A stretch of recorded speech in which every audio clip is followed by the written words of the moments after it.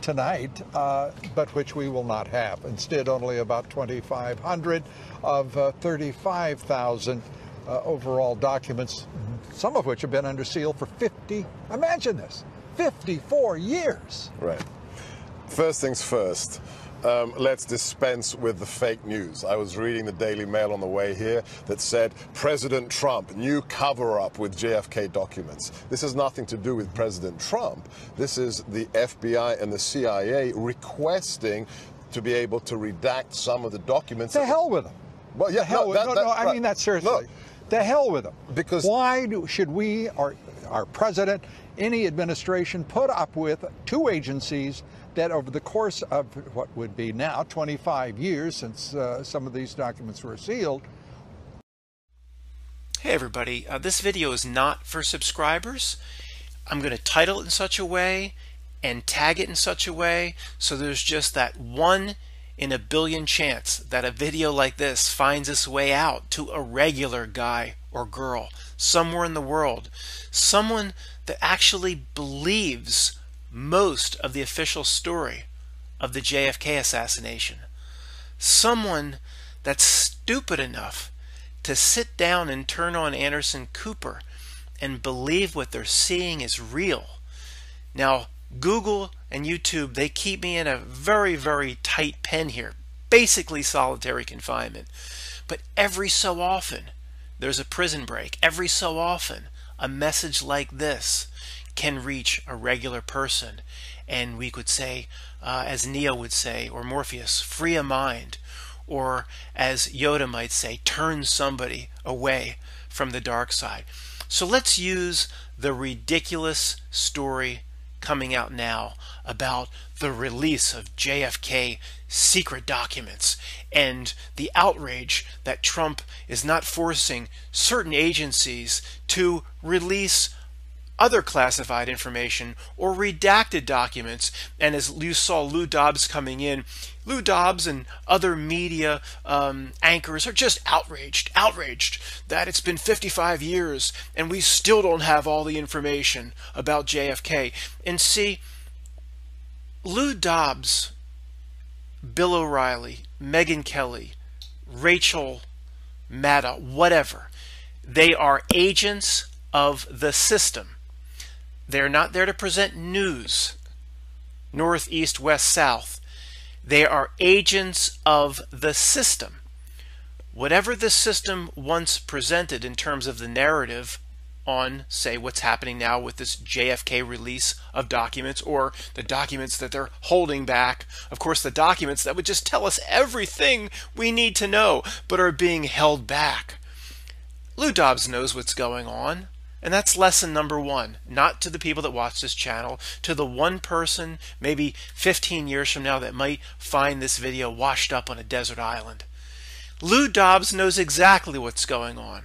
Through his outrage, I can't believe that not only the agencies would not come clean with us after 55 years. There was more to that than you can't take much more of it. I just showed you a short clip. That Trump wouldn't lean on his own agencies. Come on. So he shows outrage.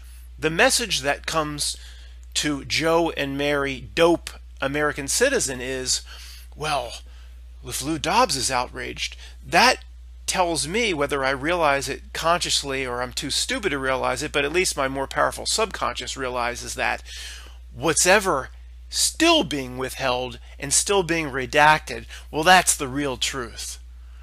Now, who would be dumb enough to believe that after 55 years they can't produce or fake any documentation that they want surrounding the JFK assassination?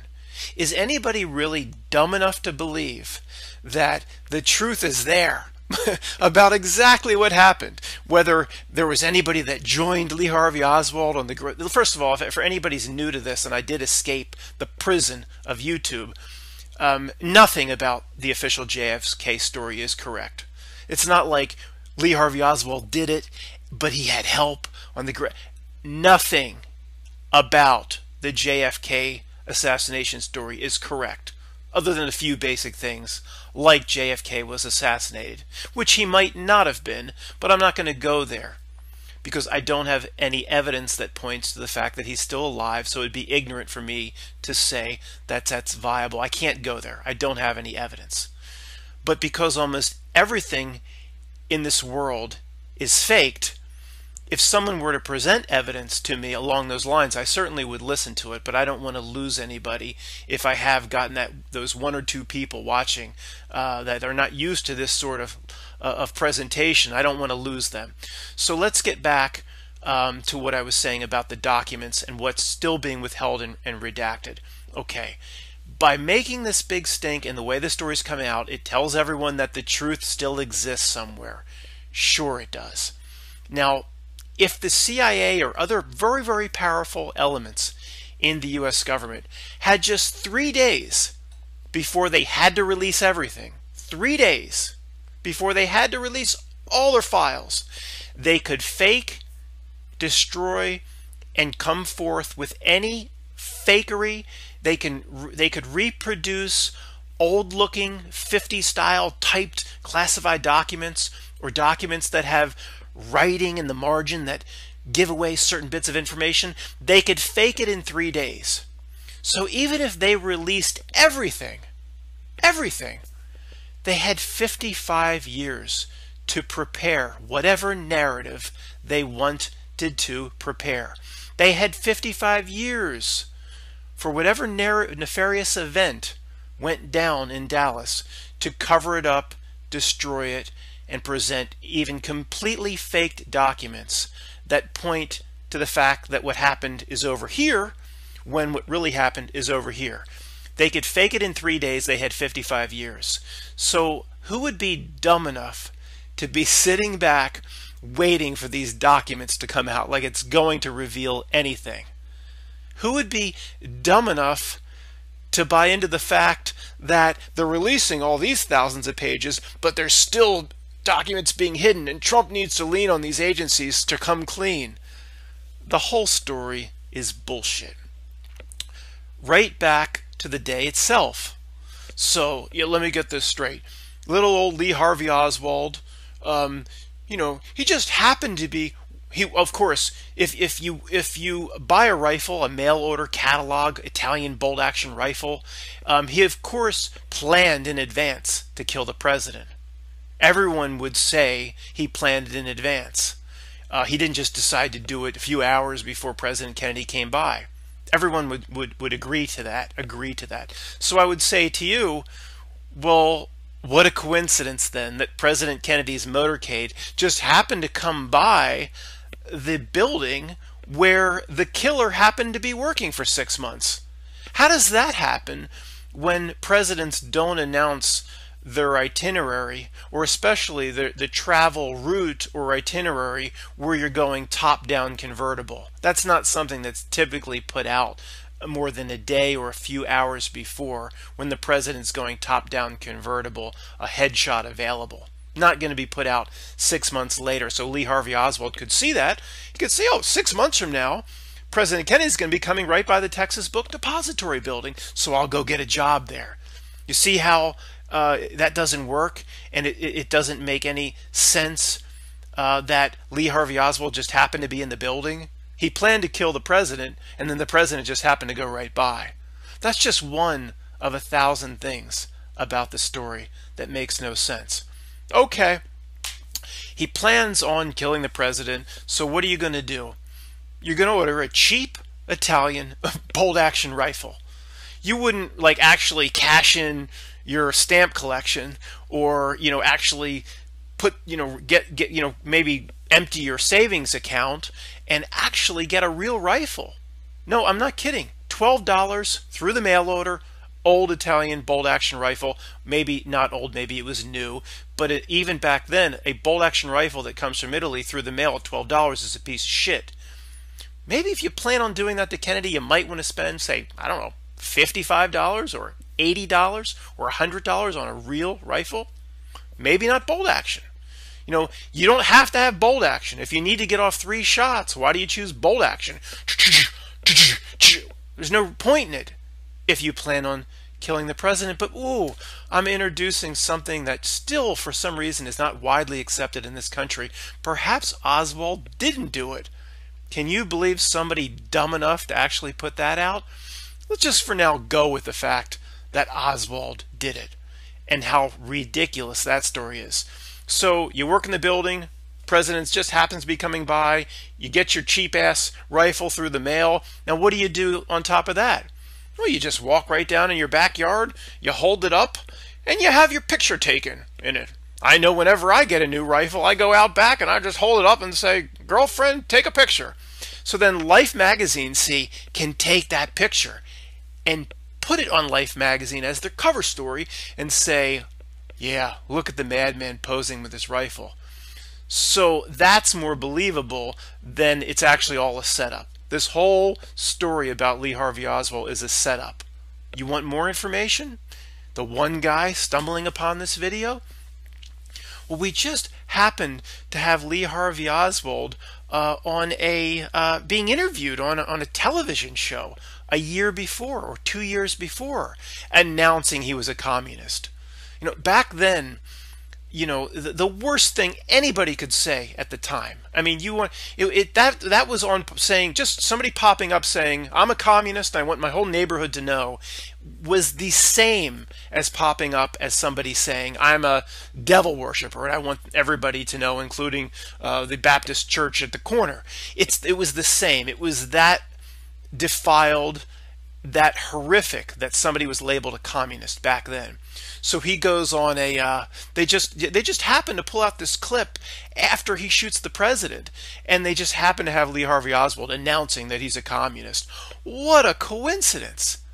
And of course, someone that planned on killing President Kennedy would want to go on talk shows and announce himself to be a communist.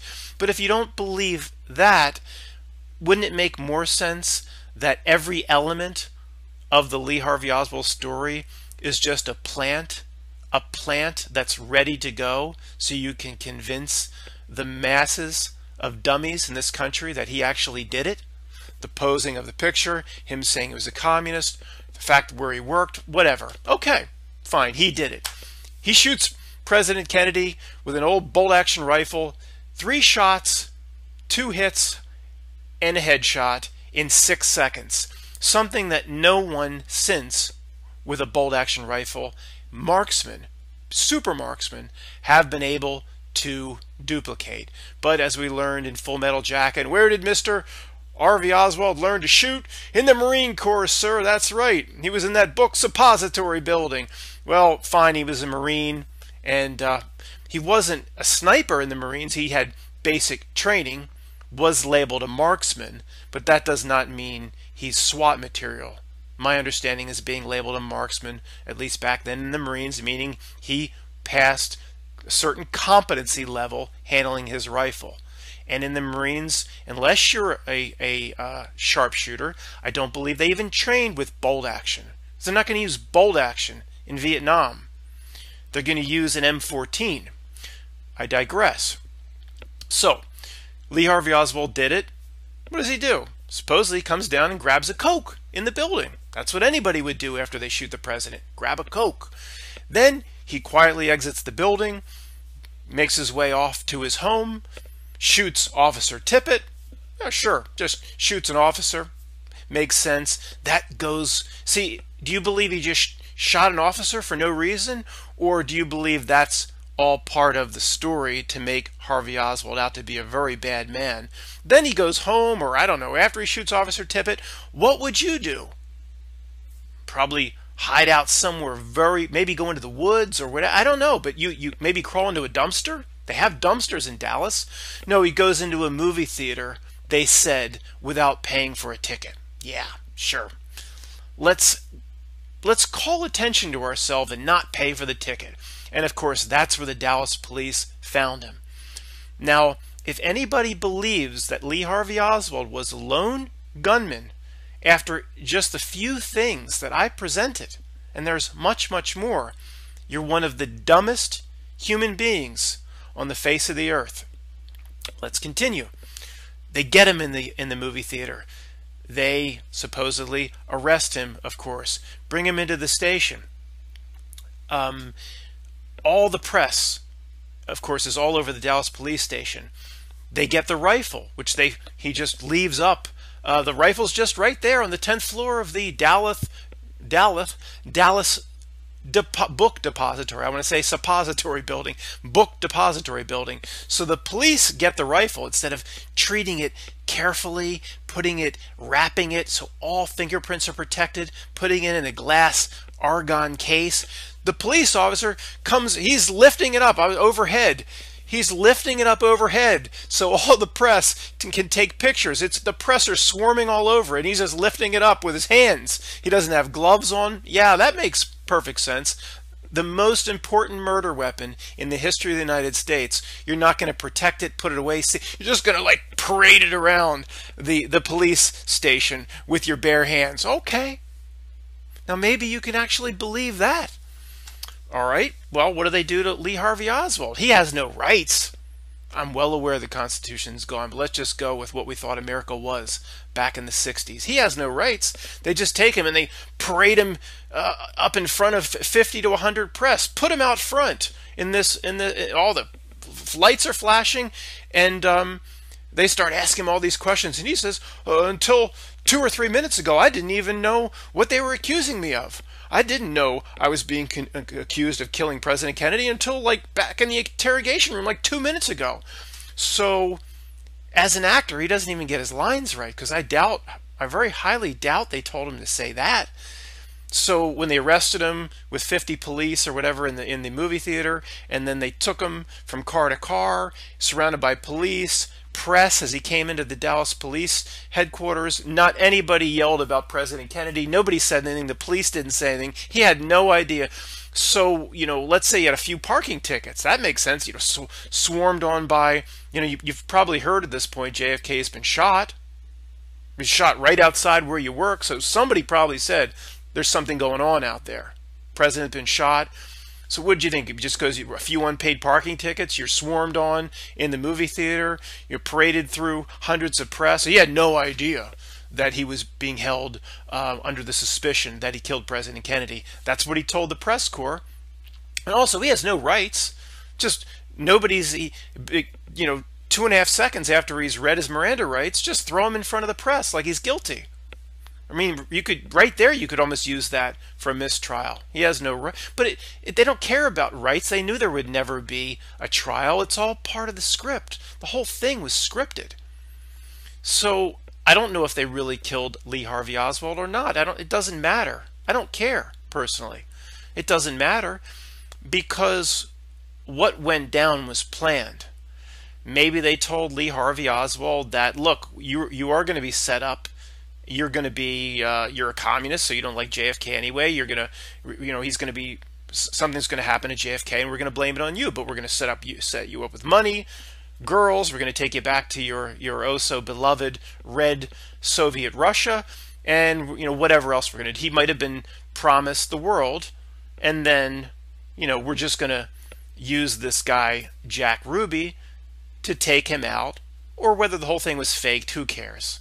I mean, I doubt, see, the powers that be don't come across to me like really kind and gentle people that wouldn't screw some little asshole like Lee Harvey Oswald. Most likely they screwed him. They just said, well, we don't want this guy talking.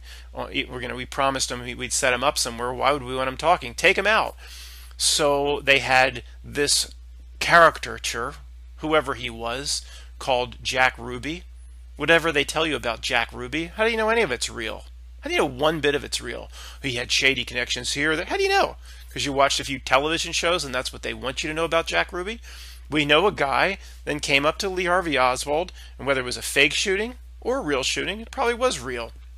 It certainly looked faked and staged, including that perfect picture of when he gets hit in the gut. You've seen it. So Jack Ruby, who's this guy? So he's a shady character, of course, that had all these mob connections, but he just loves his country so much, and he loves JFK so much, that he's just going to throw his whole life away and go running out in the middle of the crowd of press. And what a coincidence, too, all the press are there to take the pictures, and he just gives his whole life away by shooting Lee Harvey in the gut, sacrificing himself. And let's just say that this Jack Ruby guy was working for the system or was a plant. What would generally happen if he was working for the system or did the bidding of the system?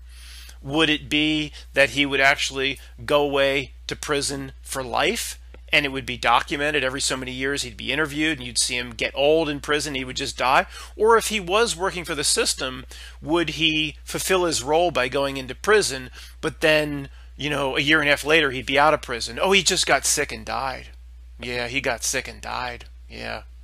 That's believable, yeah. So then Lee Harvey Oswald dies and Jack Ruby dies and never to be heard from again. And, you know, hey, maybe they offered him $2.5 million and you go to jail and you're separated from the other inmates and you're going to die in prison a year and a half, and the story then goes away. All the elements of the story, by coincidence, just all dried up or died, so there's no one to talk to, and the only truth that exists are in these redacted documents that the FBI won't release, and we all know the whole truth is in there. We won't have to speculate about the grassy knoll anymore, about Badgeman, about who popped up out of the sewer grate, about if the limo driver turned around and shot JFK when there was only 4 people there before the Mandela effect. Now there's 6. Or that to me is not a personal Mandela effect. I'm just saying what people would say. But now after the Mandela effect, after we went from 4 to 6, and the one guy that's watching this, now that I've introduced that element, he's now turning me off and has labeled me as crazy. But in other realities, we have Jackie turning to shoot JFK, as ridiculous as that is. But there wouldn't be the need for all this speculation if the FBI and other agencies would just release the documents, of which Trump, from an executive, the leader of the executive branch standpoint, has the power to release everything, but he's being blocked. Of course, if you believe anything about politics or what a president is real for that one person stumbling upon this video. So look, I could go on and on and on. I'm just going to go one more segment for maybe the one guy that's still with me in this video, and even he's not watching anymore. There's like, at this point, there's one guy that just like, it's late at night and he just fell back in his chair, so I'm talking to nobody. But what do we have after Lee Harvey Oswald shot? We have an ambulance just happens to be right there. He's put into an ambulance maybe, I don't know, 8 seconds, 15 seconds after he shot. It's something ridiculous like that. They just throw him in the back of an ambulance. Just happens to be there. Wow. And then what happens? There's a bird's eye view, a camera, very expensive video camera. It's black and white, but it's high quality. HD for the time. You see the ambulance come out of the tunnel, I guess the underground parking lot of the Dallas Police Headquarters where he was shot. Lee Harvey comes out with the ambulance. The ambulance comes out and turns right up the road, and off it goes. And that one dumb guy still watching this, he just woke up. He's saying, well, what's wrong with that? What's wrong with that? Well, what's the camera doing outside? How was it that a camera just happens to be focused on the ambulance coming out and turning up? If you had a nice expensive video camera, you knew the accused of who shot the president of the United States, kind of a big deal, would be inside. And you'd want to take your expensive camera and go inside and get a glimpse of Lee Harvey Oswald. You'd want it outside, set up high on a tripod or at least elevated above the first floor, so you could get a perfect image of that ambulance coming out. How did you know there would be an event at all inside? You just wanted an image of a car with dark windows coming out, and you could say that's Lee Harvey Oswald, right? That's how people would explain it away. Well, maybe if you could explain that away, I would say, how will you explain everything else I've said in this video away, including the magic bullet that went through President Kennedy, went through his neck, went through his head, went into Governor Connolly, came out this side of Governor Connolly, ripped through his stomach like the alien baby, went up through his you-know-what, right through the urethra, out his mouth, and then this part of the story is real. They actually found the casing of the bullet next to next to President Kennedy's bed or stretcher in the Parkland Memorial Hospital? I don't know if it was called Parkland, but they actually found the shell casing in a ridiculous scenario like that. Folks, if you believe one element of the JFK story other than the fact that JFK was killed, I will give you that. If you believe one other element, you're one of the dumbest people on the face of the earth.